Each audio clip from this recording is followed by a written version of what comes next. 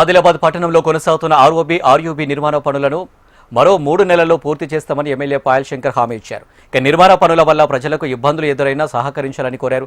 పనులను అత్యంత త్వరితగతిన పూర్తి చేయడానికి కృషి చేస్తున్నామన్నారు ఎమ్మెల్యే. ఇక నిర్మాణ పనుల్లో వినియోగిస్తున్న ప్రైవేట్ స్థలాలకు న్యాయబద్ధమైన నష్టపరిహారం అందజేసేందుకు చర్యలు తీసుకుంటున్నామన్నారు ఎమ్మెల్యే పాయల్ శంకర్. అనేక సంవత్సరాలుగా ఆదిలాబాద్లో పెండింగ్లో ఉన్నటువంటి ఆర్ఓబీ ఈ యొక్క పనులు వేగవంతం చేయాలని అధికారులంతా కూడా సమన్వయంతో ముందుకు పోయేటటువంటి ప్రయత్నం జరుగుతూ ఉన్నది.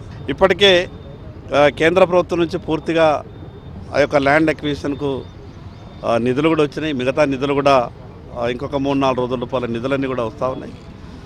ఆదిలాబాద్ పట్టణ ట్రాఫిక్ కొంత ఇబ్బంది కలుగుతూ ఉన్నది. ఈ యొక్క ఇబ్బందిని దూరం చేయాలన్నటువంటి ఆలోచనతోనే ఇక్కడ స్పిన్నింగ్ మిల్ దగ్గర ఆర్ఓబీ, అక్కడ ఆర్యూబీ ఈ పనులన్నీ జరుగుతున్నటువంటి సమయంలో కొంత ప్రజలకు కూడా అసౌకర్యంగా ఉన్నది. ఎట్టి పరిస్థితులలో May ending June first week లోపల ఈ యొక్క ఆర్ఓబీ పనులు పూర్తి చేసి ప్రజలకు సౌకర్యంగా అందుబాటులోకి వచ్చే విధంగా మా వంతు ప్రయత్నాలు చేస్తూ ఉన్నాం.